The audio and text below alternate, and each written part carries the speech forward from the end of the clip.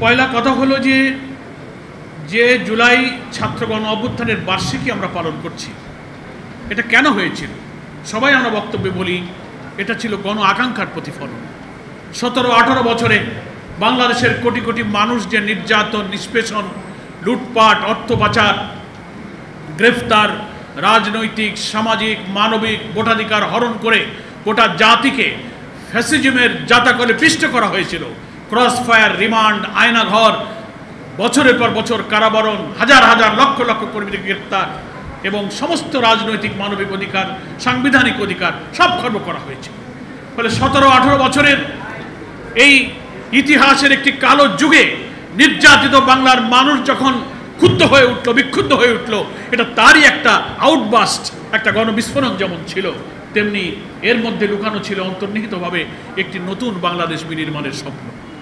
যারা বিদায় নিয়েছেন, কারাগারে নিহত হয়েছেন, ফাঁসিতে জীবন দিয়েছেন, গুলির সামনে বুক চেটিয়ে আবু সাইদ মুগ্ধদের মতো যারা বাংলাদেশকে বিজয়ী করে ফ্যাসিবাদকে পরাজিত করেছে, আজকে ঐতিহাসিক অবদানে তাদেরকে আমি শ্রদ্ধার সাথে স্মরণ করছি। কিন্তু তাদের স্বপ্ন এটা নতুন বাংলাদেশ। বিএফইউজের আজকের এই আয়োজনে আমাদের নতুন করে শপথ নেওয়া উচিত। আমরা মনে করি আওয়ামী দুঃশাসন বিদায় নিয়েছে, ফ্যাসিস্ট শেখ হাসিনা চলে গিয়েছে। এখানে আমি মনে করি আত্মতৃপ্তির, স্বস্তির কিছু নেই। ব্যক্তি হাসিনা গেলেও আমরা চারিদিকে তাকিয়ে দেখতে পাচ্ছি প্রশাসনের রন্ধে রন্ধে, আপনি জুডিশিয়ারি বলবেন, সিভিল অ্যাডমিনিস্ট্রেশন বলবেন, পুলিশ বলবেন, সাংবিধানিক প্রতিষ্ঠানগুলো বলবেন, প্রত্যেকটি জায়গায় ওই ফ্যাসিবাদের দোসররা কিন্তু এখনো ঘাপটি মেরে পড়ে আছে। ফলে একজন ফ্যাসিস্ট গেলেও এই দেশ থেকে ফ্যাসিজমের বিদায় হয় নাই। এসি কেনার কথা ভাবছেন? ভিশন দিচ্ছে যে কোনো এসিতে 15% নিশ্চিত ছাড়। এছাড়াও থাকছে মানি ব্যাক গ্যারান্টি, নিশ্চয়তা। ফ্যাসিজম একটি চরিত্র,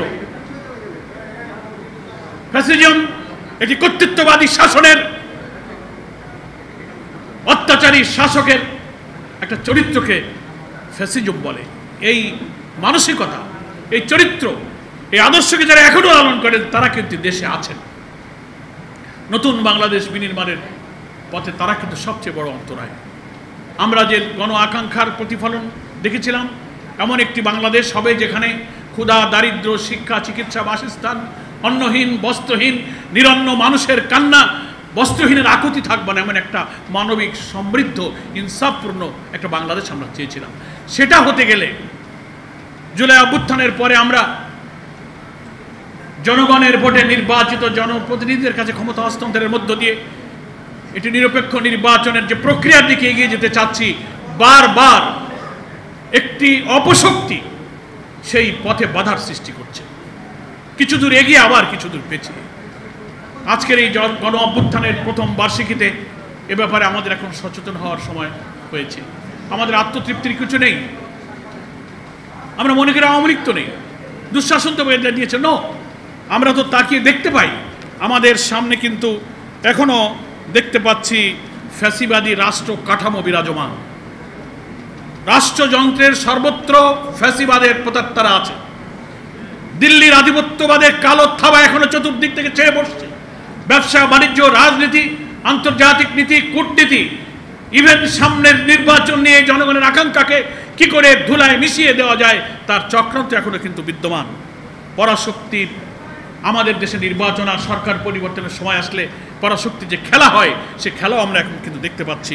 অর্থ পাচার, লুটপাট, দুর্নীতিবাজদের সিন্ডিকেট কিন্তু শেষ হয়ে যায়নি। ফলে আমাদের জাতীয় ঐক্যের যে কমন ইস্যু, শুধু আওয়ামী লীগ নেই বলেই আমাদের মধ্যে বিভেদ থাকবে, অনৈক্য থাকবে, যার যার হয়ে যাব। আমরা বক্তৃতার সময় বলবো ব্যক্তির চেয়ে দল বড়, দলের চেয়ে দেশ বড়, আর কাজের সময় আসলে দেখা যাবে যে না, দেশের চেয়ে দল বড়, দলের চেয়ে ব্যক্তি বড় হয়ে যাব। এটা তো আমাদের আত্মপর্যালোচনার সময় এসেছে এখন। ফলে নামে একজন ফ্যাসিস্ট বিদায় নিলেও জাতির উপর থেকে ফ্যাসিজমের কালো থাবা কিন্তু বিদায় নেয়নি।